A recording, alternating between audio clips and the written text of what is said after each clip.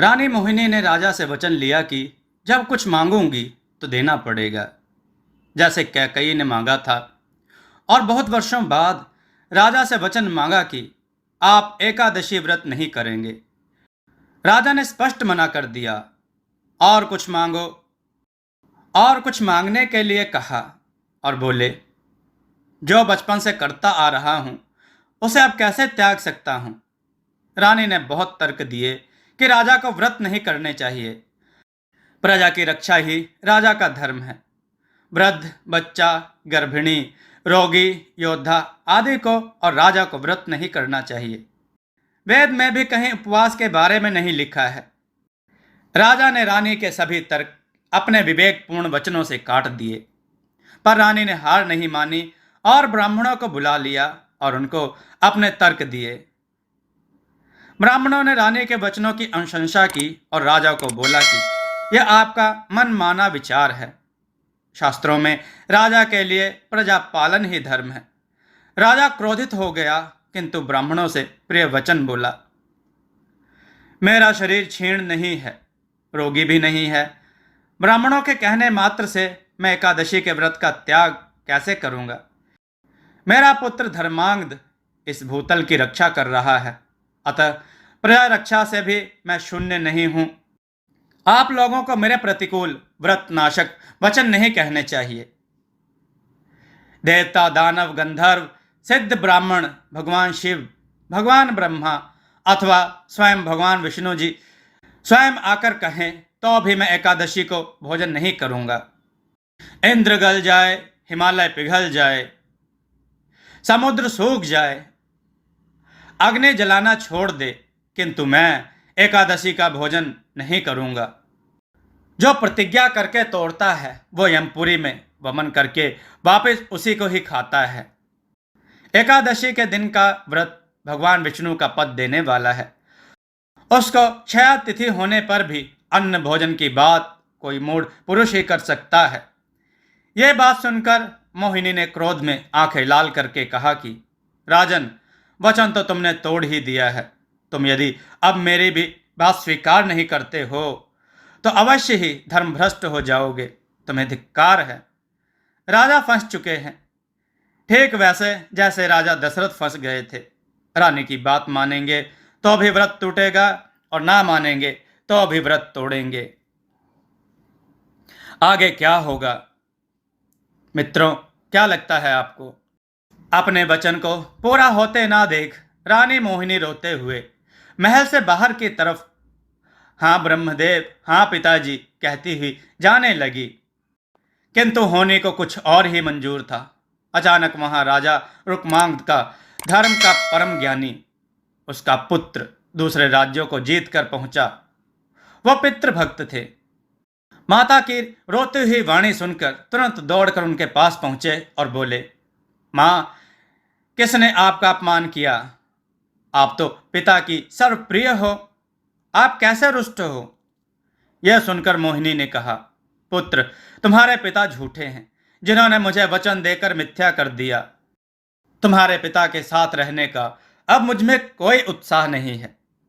धर्मांग बोले, देवी, आप जो कहेंगे उसे मैं तुरंत पूरा करूंगा। माँ, आप क्रोध ना करो। आप पिताजी को अधिक प्रिय हो, अतः घर को लौट चलो। रानी रोहिणी ने कहा, मोह मांगा वरदान देने की शर्त पर ही तुम्हारे पिता ने मुझे ग्रहण किया था, किंतु अब तुम्हारे पिता उस प्रतिज्ञा से गिर गए हैं। अरे, मैं कोई सोना, धन, हाथी, घोड़े, गांव नहीं मांगती जिससे उनकी आर्थिक हानि हो, जिससे वे अपने शरीर को पीड़ा दे रहे हैं। मात्र वही चीज मैंने उनसे मांगी है, एकादशी पर व्रत ना करना अपितु भोजन करना। किंतु लोभवश उसे भी वो मुझे नहीं दे रहे। आज वह भयंकर असत्य के दलदल में फंस चुके हैं। असत्य वचन मदिरा पान के समान घृणित है, अतः अब मैं उनका त्याग करती हूँ। रानी मोहिनी की बात सुनकर पुत्र धर्मांगद बोले, मेरे जीते जी मेरे पिताजी कभी झूठे नहीं हो सकते। हे रानी, आप लौटिए, मैं आपका मनोरथ पूरा करूंगा। मेरे पिता ने पहले कभी असत्य भाषण नहीं किया है, फिर वो मुझ पुत्र के होते कैसे असत्य भाषण करेंगे? जिन्होंने यमराज की यमपुरी को सूना कर दिया, जिसकी कीर्ति रोज बढ़ रही है, वो असत्यवादी नहीं हो सकते।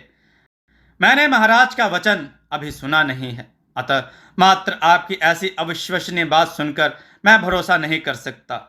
हे रानी, आप मुझ पर दया करिए और वापस लौट चलिए। पुत्र धर्मांग पर विश्वास करके कि वो अपने पिता से अवश्य वचन पूरा कर देगा, रानी वापस महल में लौटी। क्या एक बेटा अपने पिता को असंभव वचन को मानने को बाध्य कर पाएगा? क्या एक बेटा अपने पिता को असंभव वचन को मानने को बाध्य कर पाएगा? क्या राजा रुक्मांग अपना एकादशी व्रत तोड़ देंगे? क्या यमराज का प्रयोजन पूर्ण होगा? राजा अपने धर्म को कैसे बचाएंगे? मित्रों, कहानी के साथ बने रहिएगा। मोहिनी धर्मांग के आश्वासन के बाद महल में आई तो पुत्र अपने पिता से बोला, तात, ये मेरी माता मोहिनी आज आपको असत्यवादी बता रही हैं, किंतु महाराज, संसार में ऐसा क्या है जो आप इनको नहीं दे सकते? आपके पास खजाना है, रत्नों का भंडार है। मैं धनुष बाण लेकर खड़ा हूं तो आप भले ही मैं धनुष बाण लेकर खड़ा हूं तो आप भले ही देवी को इंद्र का पद दे दीजिए, तो भी इंद्र को जीता हुआ ही समझिए। यदि ये आज ब्रह्मा का पद भी मांगे तो आप संकोच ना कीजिएगा। मैं घनघोर तपस्या करके ब्रह्मा जी को संतुष्ट करके वह पद भी इन्हें दे दूंगा। यदि ये आज मेरा जीवन भी मांग लें तो आप मना मत कीजिएगा। राजा रुक्मांग बोले, भले मेरी कीर्ति नष्ट हो जाए, भले मैं असत्यवादी कहलाऊं या फिर घोर नरक में ही पड़ जाऊं, लेकिन एकादशी के दिन भोजन कैसे करूं? राजा दशरथ ने अपने धर्म का वचन पालन करके निभाया, लेकिन राजा रुक्मांग ने बहुत विचार करके भी वचन ना निभाना ही उचित समझा, जबकि यह इक्ष्वाकु वंश ही है। आश्चर्य! यह मोहिनी एकादशी के भोजन की सिवाय राज्य, वसुधा, धन कुछ भी नहीं चाहती है। इस चंचल कटाक्ष वाली मोहिनी के वियोग से यदि मेरी मृत्यु भी हो जाए तो वो भी यहाँ अच्छा ही है, किंतु मैं एकादशी के दिन भोजन नहीं करूंगा। मेरी वजह से यमराज का जो नरक सूना हो गया है वो मेरे भोजन करते ही पुनः ज्यों ही त्यों भर जाएगी। मोहिनी मर जाए या चली जाए, गिर जाए या नष्ट हो जाए, तथापि मेरा मन इसके लिए एकादशी के विरक्त नहीं हो सकता। मैं अपने पुत्र, पत्नी आदि के साथ शरीर त्याग कर सकता हूं, परंतु भगवान मधुसूदन के पुण्य में दिवस एकादशी को अन्न का भोजन सेवन नहीं करूंगा। यह तो गड़बड़ हो गई। पुत्र धर्मांग का प्रयास विफल हो गया। राजा तो टस से मस नहीं हुए। अब धर्मांग क्या करेगा? पिता की बात सुनकर धर्मांग अपनी जन्म देने वाली माता संध्यावली के पास गया और बोला, माँ, दोनों की बातें सुनकर आप मोहिनी को थोड़ा समझाएं। वह एकादशी के दिन राजा को भोजन कराने पर तुली हुई है। मेरे पिता किसी भी प्रकार से सत्यवादी ना हो और एकादशी का भोजन भी ना करें, ऐसा कोई उपाय निकालिए। संध्यावली मोहिनी के पास गई और बोली, हे वाह मोरू, ऐसी जिद ना करो। एकादशी आने पर अन्न मात्र के संपर्क होने से भी पाप होता है, अतः महाराज कभी उसका आस्वादन नहीं कर सकते। पति ही सनातन गुरु होता है। जब पत्नी पति की बात मानती है वो अक्षय लोक को प्राप्त होती है। उन्होंने जो मंदराचल पर कुछ भी देने का व्रत करके तुम्हारा हाथ थामा था, वो उसके लिए सभी देने योग्य वस्तु देने को तैयार हैं, और जो ना देने योग्य है उसे तुम मांगो भी मत। जिसने बचपन से कभी एकादशी पर भोजन नहीं किया, वह इस वृद्धावस्था में कैसे एकादशी को भोजन करेंगे? तुम राजा से कोई भी दूसरा दुर्लभतम वर मांग लो, उसे महाराज अवश्य दे देंगे। उन्हें भोजन कराने के हट से निवृत्त हो जाओ। मैं धर्मांग की जननी हूं। यदि तुम मुझसे भी इस हट के बदले में सातों द्वीप, नदी, वन और संपूर्ण पृथ्वी का राज्य भी मांग लो तो मैं अवश्य दे दूंगी।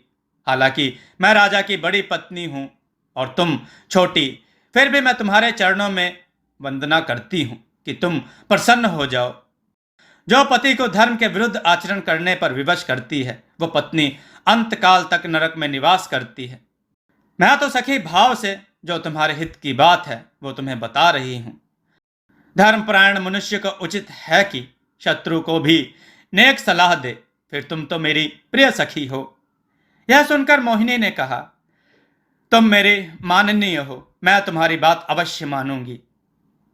यदि राजा एकादशी के दिन भोजन नहीं करना चाहते हैं तो ठीक है, फिर वो मेरा दूसरा कार्य करें जो तुम्हारे लिए बहुत दर्ददायक होगा। वह कार्य मेरे लिए भी दुखदायक है, लेकिन ईश्वर की इच्छा के अनुरूप मैं वो चीज मांगती हूं जो तुम्हारे प्राण लेने वाली है। तुम्हारे नहीं, अपितु प्रजा के, राजा के और पुत्र वधुओं के भी प्राण हरने वाली है। उससे मेरे धर्म का नाश होगा और भारी कलंक प्राप्त होगा। मोहिनी की बात सुनकर संध्यावली ने धैर्य को धारण करके मोहिनी से कहा, कहो क्या बात है, तुम जो बोलोगी वो अवश्य ही पूरा होगा। मुझे अपने पति के सत्य की रक्षा में कभी कोई दुख नहीं हो सकता। अपने पति के सत्य की रक्षा करने के लिए यदि मुझे अपने प्राण भी देने पड़ जाएं, मेरे पुत्र की मृत्यु हो जाए, पूरा राज्य ही नाश हो जाए, तब भी मुझे कोई व्यथा नहीं होगी। जिस पत्नी के पति उसके व्यवहार से दुखी होते हैं, वह कितनी भी समृद्धशाली हो, नरक में ही पड़ती है। तुम मांगो, मैं पति के हित के लिए तुम्हें अभिष्ट वस्तु प्रदान करती हूँ। मेरा धन, मेरा शरीर, मेरा पुत्र अथवा कोई अन्य वस्तु जो चाहो मांग लो। स्त्रियों के लिए संसार में पति के सिवा दूसरा कौन सा देवता है। मोहिनी बोली, शुभे, यदि तुम धर्म की इस प्रकार की गति जानती हो और स्वामी के लिए कुछ भी दान करने को उद्धत हो, तो मैं चाहती हूं कि राजा रुक्मांग यदि एकादशी के दिन भोजन नहीं करेंगे तो अपने हाथ में तलवार लेकर धर्मांगद के चंद्रमंडल जैसे सुंदर मस्तक को, जिस पर अभी मूछें भी नहीं उगी हैं, काट कर मेरी गोद में गिरा दें। मोहिनी ने ऐसा सोचा कि राजा को दो रास्ते देती हूं, जो एक उसके हृदय को विदीर्ण करने वाला है, अतः वैसे असंभव रास्ते पर ना जाकर राजा भोजन करने जैसे आसान रास्ता अवश्य ही स्वीकार कर लेंगे। यह सुनकर संध्यावली अंदर तक कांप गई, किंतु हंसते हुए बोली, जो व्यक्ति मोक्ष की इच्छा करता है वह देश, राजा, मित्र, प्रिय व्यक्ति, पुत्र, भाई, सुहृदय किसी को भी त्याग दे, किंतु एकादशी व्रत का त्याग ना करे, क्योंकि बाकी सब तो मात्र इसी लोक में सहायता करते हैं, लेकिन एकादशी व्रत इस लोक और परलोक दोनों में अभिष्ट साधन करता है। मैं तुम्हारी प्रसन्नता के लिए धर्मांग का मस्तक दिलाऊंगी। मेरी बात पर विश्वास करो और अब सुखी हो जाओ। इस विषय में तुम्हें प्रहलाद पुत्र विरोचन का इतिहास बताती हूं। विरोचन ने वचन की रक्षा के लिए अपने स्वयं के शीश को काट कर दे दिया था। यहां तो फिर भी पुत्र के शीश की बात है। यहां एक महत्वपूर्ण ध्यान रखने की है, वो ये कि सत्य की रक्षा के लिए लोग कितने प्रयास करते थे, और आजकल हम लोग बात बात में बड़ी आसानी से झूठ बोल देते हैं। दोस्तों, इतिहास हमें बताता है कि सत्य की रक्षा करनी चाहिए, चाहे इसके लिए कुछ भी क्यों ना करना पड़े। पर अब धर्मांग, जिसने अपनी मां से मोहिनी को समझाने को कहा था, उसकी मां ने उसके शीश का दान स्वीकार कर लिया। क्या धर्मांग इस त्याग के लिए, इस असंभव शर्त के लिए तैयार होगा? क्या राजा रुक्मांगद इतने निष्ठुर होंगे कि अपने एक भोजन ना करने के बदले अपने ही हाथों अपने पुत्र का शीश उतार लेंगे? क्या मोहिनी का प्रयोजन पूरा होगा? मित्रों, कथा को गौर से सुनिएगा। रानी संध्यावली अपने पति के पैर पकड़कर बोली, महाराज, मैंने मोहिनी को समझाने की बहुत कोशिश की, लेकिन वो यही कह रही है कि या तो राजा एकादशी को भोजन करें अथवा अपने पुत्र को अपने हाथ से मार डालें। नाथ, धर्म छोड़ने से पुत्र का वध ही श्रेष्ठ है। गर्भ धारण करने पर माता को अधिक क्लेश सहना पड़ता है और बालक पर उसका स्नेह भी पिता से अधिक होता है। पिता को बीज वपन करने वाला और माता को उसे धारण करने वाला कहा गया है।